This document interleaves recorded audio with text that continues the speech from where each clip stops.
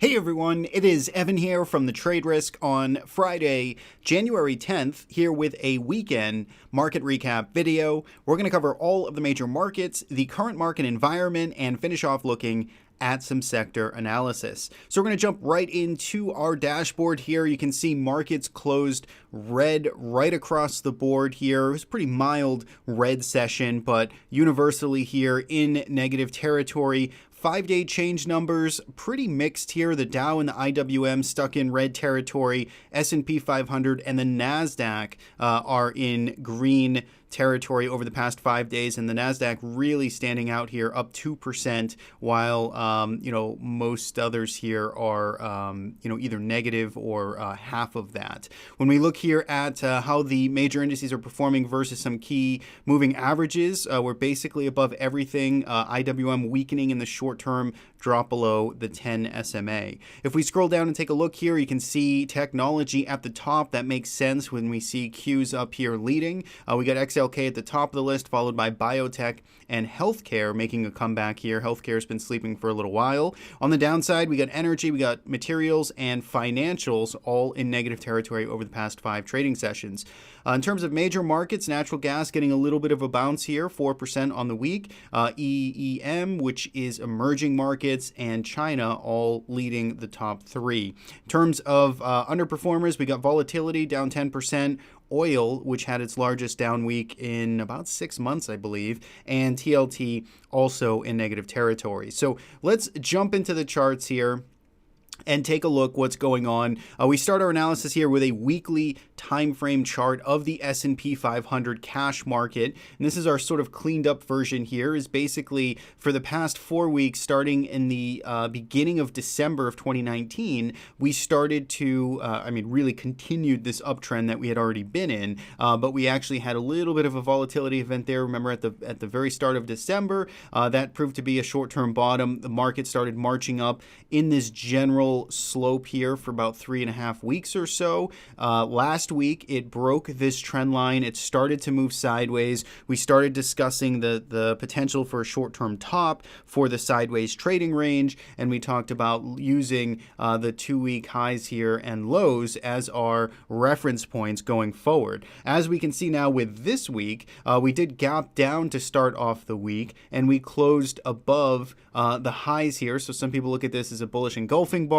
I generally like to see bullish engulfing bars engulf the tails as well. That's just a personal preference. Again, very minutiae stuff there, but we did get a body engulfing session here, and we did close not quite at the highs this week, but certainly pretty close to them, or at the upper range, up almost 1% in the S&P 500. So if we take it back down to a daily chart, and we look here, and let's actually switch over to our slightly more busy view, but we have our horizontal levels drawn in here.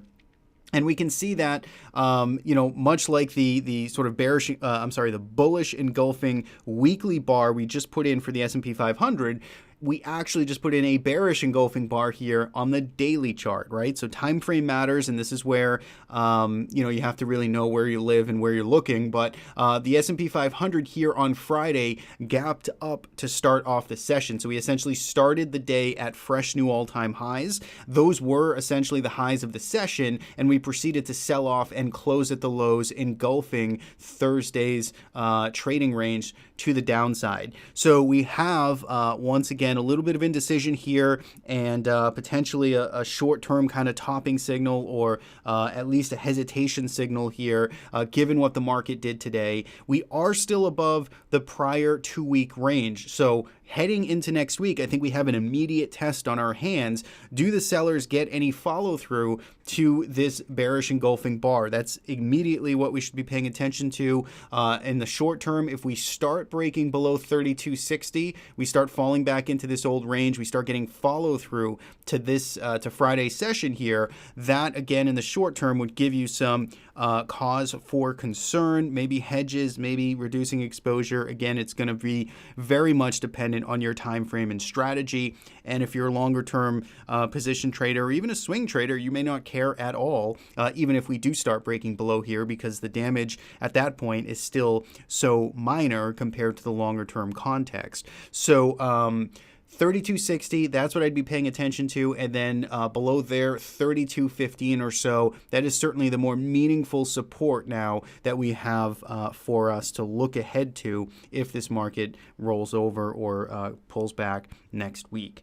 So those are the levels for the S&P 500. All in all, this market is still very much in an uptrend in virtually all time frames. In the very short term, of course, intraday, we had a down session today. We'll see if that gets follow through, but so far, longer term trends do remain intact. Now, if we look at the Russell 2000, the Russell 2000 is not so happy with trying to resolve its range higher because this is still consolidating. It doesn't look like the end of the world here in terms of this pattern and consolidation. In fact, it looks fairly reasonable, but still, it's not necessarily participating and out in front leading, and this is a good sector of the market to see that type of really bullish action taking place if we are going to get super excited or continue to stay excited on the long side. So the Russell 2000 did close negative here on the week. You can see it was down 20 basis points here and traded well mostly within last week's trading range again, or last week's weekly range. Again, you can see on a weekly chart here, I mean, this thing is basically up it rose 15% over the course of 2.5 months, and we are now, 2% off of the highs here. So a 2% retracement after a 15% gain. So when you keep things in that type of context, it doesn't look so bad. But again, when we look here at the daily chart, you can certainly see a little bit of hesitation here, especially compared to the S&P 500. The NASDAQ 100, though, I think is the interesting one to pay attention to at this point, because this is where all the strength is dominating from, is the NASDAQ 100. So pretty tech heavy, but you can see here that it's essentially been, since the bottom of December, rising in this channel here. It's been acting as our leader. It's outperforming the rest of the markets right now. It had a monster 2019, and I think this is an interesting sector area of the market to pay attention to, because if this starts to roll over, if we start to see some cracks here, then this is potentially, unless the IWM can really catch up on rotation, this is going to be vulnerable for the market if our leaders start to roll over here, especially if, again, we don't get that rotation and instead we see TLT getting a bid or GLD getting a bid while this rolls over. Those would be clues that perhaps, again, maybe a pullback is on the horizon. So far, again, this is strong here. All trends remain up. We did start the day higher and engulf to the downside the body of yesterday's trading range for the Qs. So again, we do have a little bit of a short-term cautionary flag getting thrown there, but all in all, it is still acting as a very strong leader for this market. And again, another thing to keep in mind is we do have earnings season, which is quickly approaching. I think it kicks off next week, if I'm not mistaken. If not, it's in the next 2 weeks. But the earnings season will start to, play an impact as a catalyst here for the market into the end of January. So that is the major market kind of rundown there. All in all, starting to resolve that tight trading range to the upside in the S&P 500 and the Qs. IWM being a little bit stubborn right now. Got some mixed signals in the short term, but that trend, all in all, does remain higher. Now, if we take a look at some of the other major markets here, and we go to TLT next, you can see that TLT did close down on the week, but it did save itself on Thursday and Friday. So it had this constructive, let's stay to the weekly chart. So it had this constructive, we talked about it in last weekend's video, this constructive sort of week one breakout potential here. And we were looking to see if we get some follow through there. We didn't get that immediate follow through. In fact, we got a pretty swift pullback here and a pretty steep retracement intra-week. But notice we did recover off of most of those lows here. We got a nice bounce off of those lows. So when we look here at the action, it does look encouraging on the Thursday, Friday. We're just going to want to see more follow through here for TLT to get us back over 140 and start making higher highs and higher lows. Still stuck in a trading range, all things considered here in the longer term, but starting to perhaps shape up in the short term, making that higher low potentially.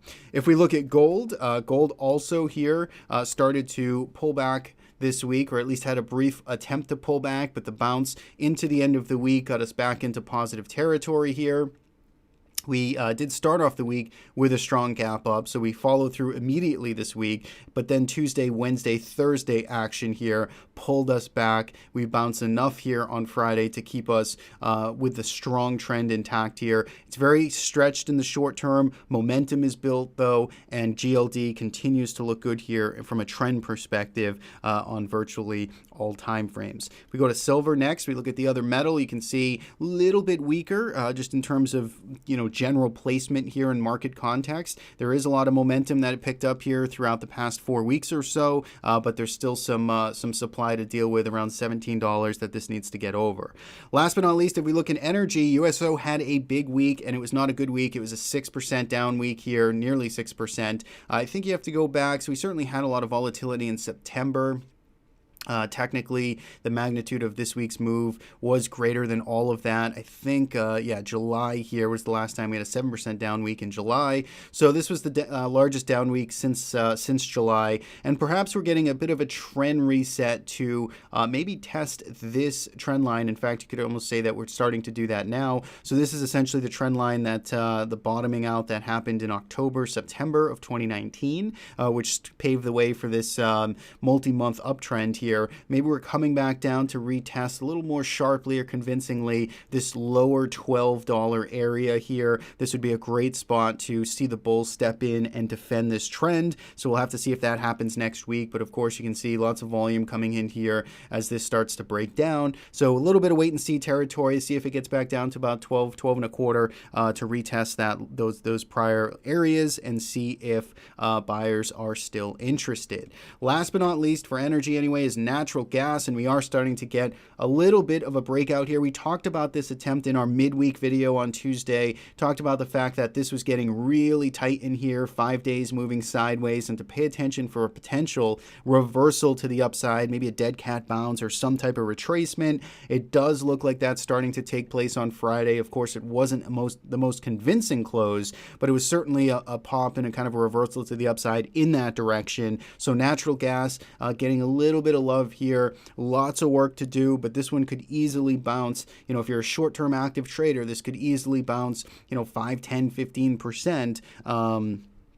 And still be quite damaged and still have a very dominant downtrend lower. But it is certainly ripe for that, just given the magnitude of effectively, getting cut in half, within the past 2019 effectively. So natural gas getting a little bit of bounce there, and I think that's it for major markets. So let's jump into sectors here. Let's take a look at some of those top performing, worst performing sectors. So we get XLK, like we mentioned at the top of the video, this is here best performing sector this week. Really don't have too much else to add to it though. I mean, it is still just extended here into the stratosphere, doesn't really have any good kind of short-term levels to really gauge against. I mean, I guess, if you're playing in this trend here, you have a clear channel that this has been rising in, which is basically the same thing we marked up for the Qs. So you can see it's kind of up at the upper end of it now, starting to pull back. So maybe if you're short term, if you're active, you get an opportunity here if it gets back down to the lower end of the range. Otherwise, it doesn't look too exciting to me.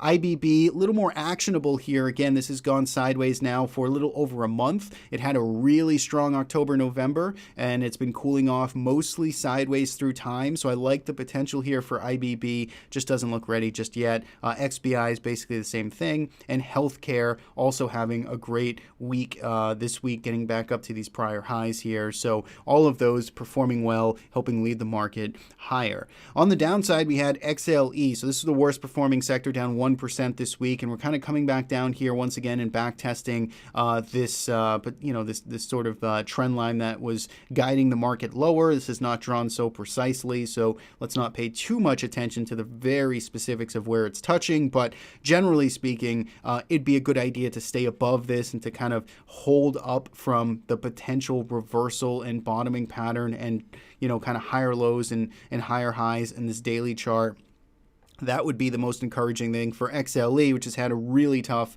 2019 compared to the rest of the market. So we'll see if that can hold, get a little bit of some bottoming pattern here, or some bottoming individual candles on Thursday anyway. We'll see if this can hold up into the end of the week, or into next week, that is. XLB getting rejected pretty hard here, back up at these prior highs. This is definitely not the most optimistic looking market here, with resistance at $61. You get that brief kind of break above it, and then you get a very violent reversal, and then a gap down, heavy volume. This here definitely has some work to do here, improving itself and stabilizing itself. Needs to get back above $61. So this one here I'd be a little cautious on. And financials I actually like the look of here. It was the bottom third worst performing sector this week, but when we look here just at the pattern, this has covered quite a bit of ground here over the past 4 months.